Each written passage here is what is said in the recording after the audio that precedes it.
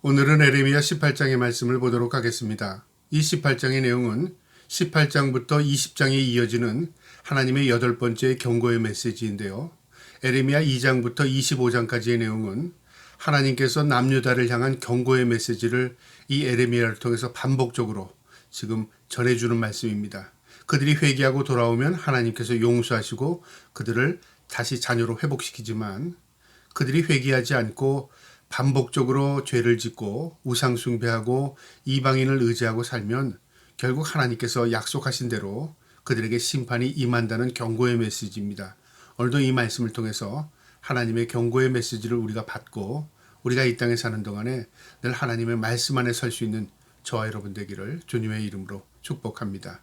18장 1절에 여호와께로부터 에레미야에게 임하여 말씀이 이르시되 너는 일어나 토기장이의 집으로 내려가서 내가 거기에서 내 말을 내게 들려주리라 하시기로 내가 토기장이의 집으로 내려가서 본즉 그가 농로로 일을 하는데 하나님께서 이제 에레미야에게 상징적인 의미로 명령을 하시는데요.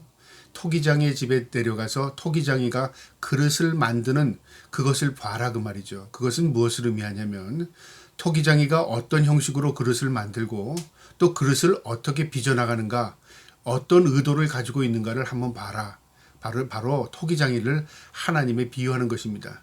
그래서 하나님의 명령을 따라 이 에레미야가 토기장이에게 내려가서 토기를 굽는 모습을 보는데요. 4절에 진흙으로 만든 그릇이 토기장이의 손에서 터짐에 그가 그것으로 자기의 의견을 좋은 대로 다른 그릇을 만들었더라.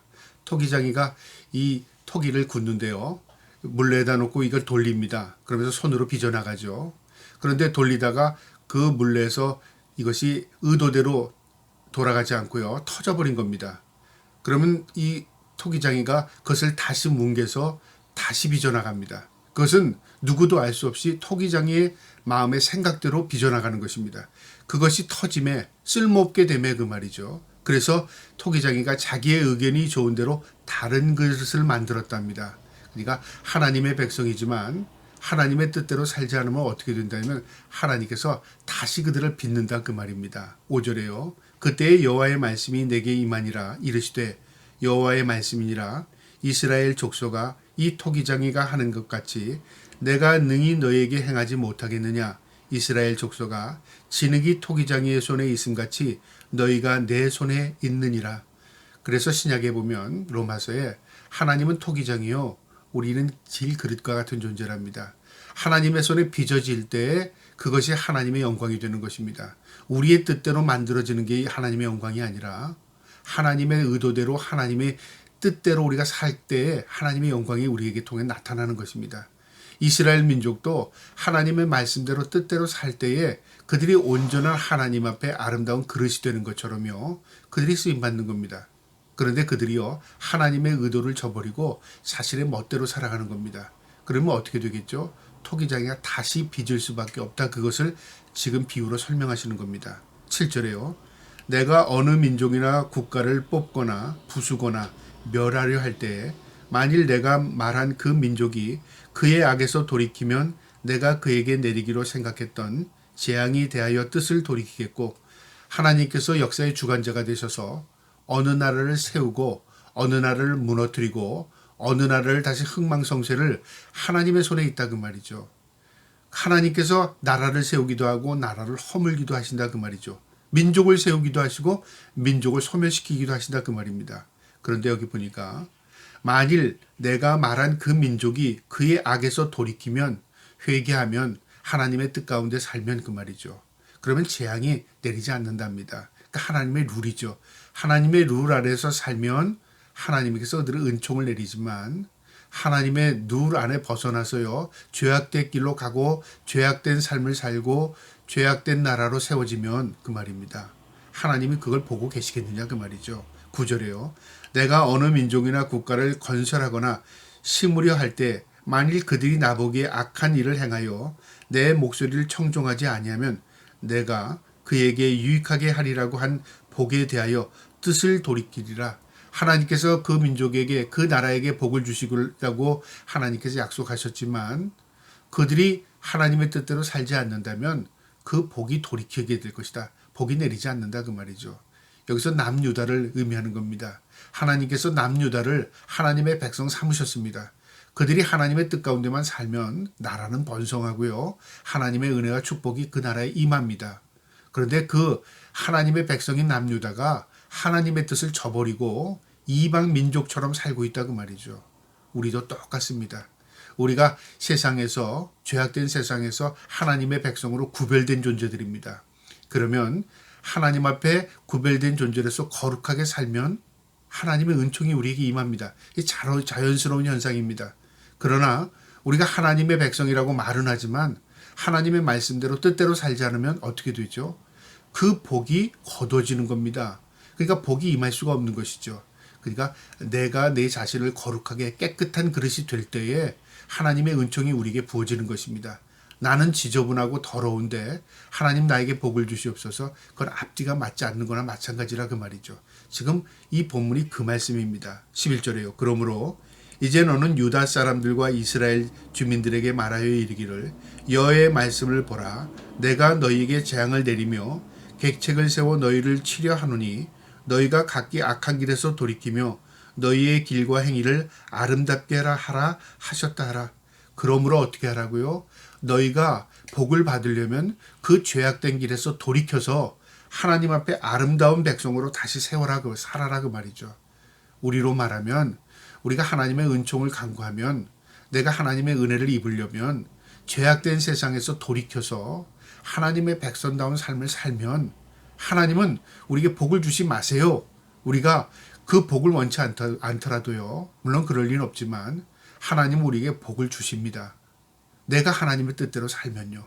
그게 지금 이 말씀에서 주는 교훈입니다.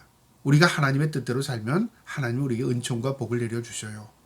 그런데 우리가 하나님의 말씀대로 살지 못하면서 하나님께 은총을 간구하는 것은요. 앞뒤가 맞지 않는다 그 말입니다.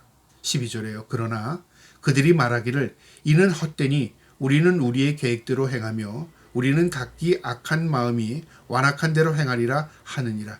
이게 남유다 백성들의 마음이라 그 말이죠. 하나님 말씀 들을 거 없어. 우리 멋대로 살자. 우리 계획대로 살면 우리가 잘 되는 거지 뭐. 그러니까 하나님을 무시하고 있다 그 말이죠. 우리가 믿음으로 살면서도요. 그건 말씀이야. 2000년 전의 이야기야. 그건 오늘날하고 맞지 않아. 내 뜻대로 내 생각대로 말씀을 어떻게 자의적으로 해석한다 그 말이죠. 그러면 어떻게 될까요? 하나님의 말씀이 임하지 않습니다. 내가 하나님의 말씀을 내 생각대로 받아들이고 내 생각대로 해석하고 그리고 내 뜻대로 행합니다. 이건 믿는 사람이 아닌 거죠. 하나님을 인정하는 게 아니라 그 말이죠. 13절에 그러므로 여호와께서 이같이 말씀하시느니라 너희는 누가 이런 일을 들었는지 여러 나라 가운데 물어보라.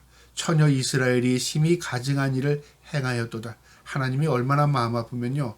너희가 지금 행하는 그 행함을 나를 모르는 이방인들에게 물어봐라 그 말이죠. 그들이 뭐라고 말하나. 이 말은 무슨 말이냐면요. 안 믿는 사람이 믿는 사람에게 야 너나 잘 믿어라. 너나 그렇게 살아라. 그 말하고 똑같은 겁니다.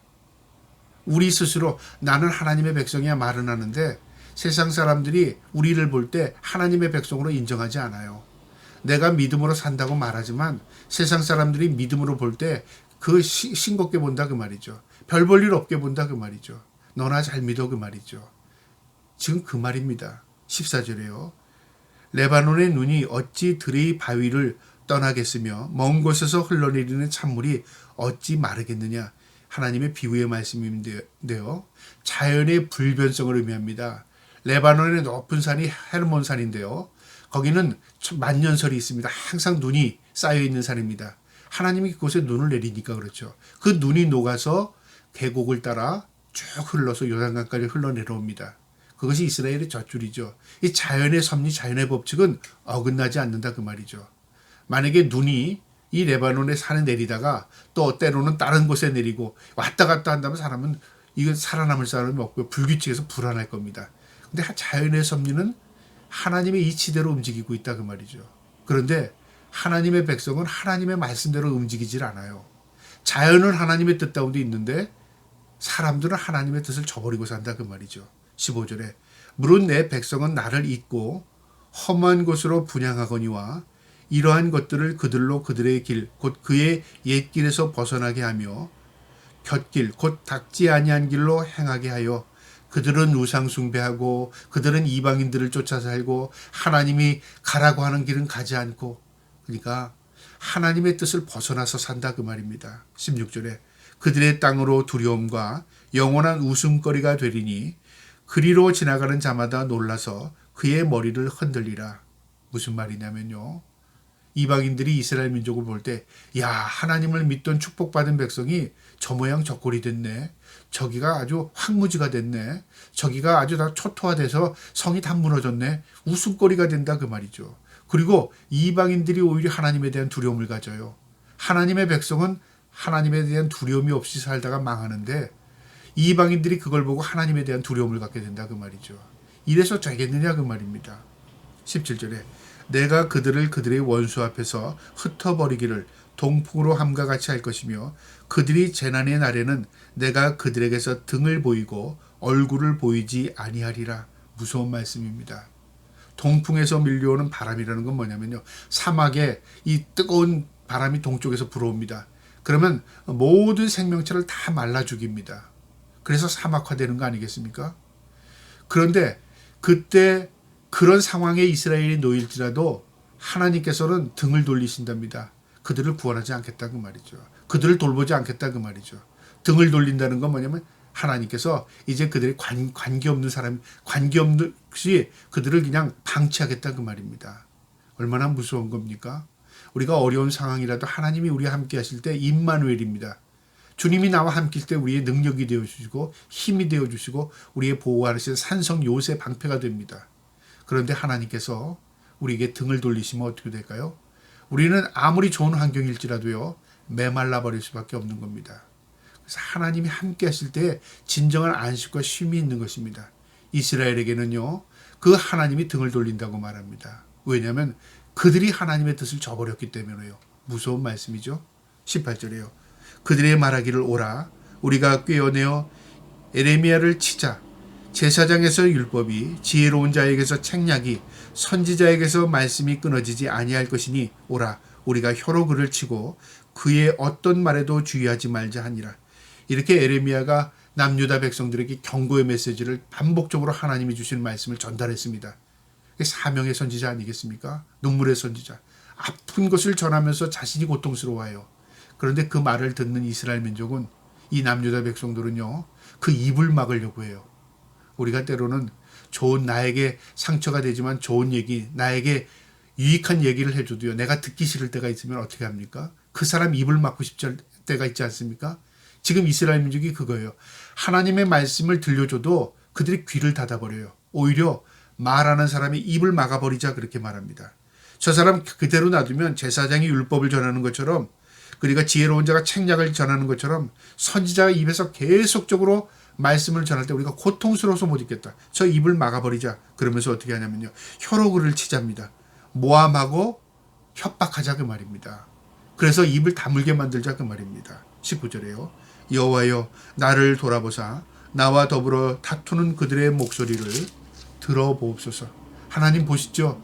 내가 하나님의 말씀을 전해도 그들은 듣지 않을 뿐만 아니라 이제 나를 위협하고 협박해서 내 입을 막으려고 합니다. 하나님 보시죠 그 말이죠.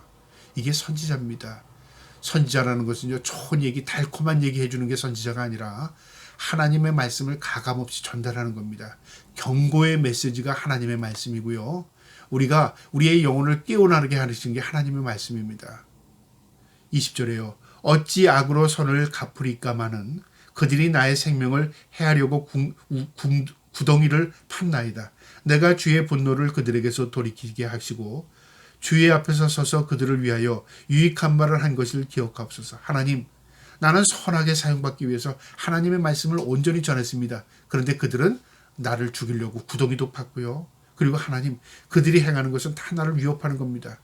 나는 하나님 앞에 유익한 말을 전달했지만 그들은 받아들이지 않습니다. 그 말이죠.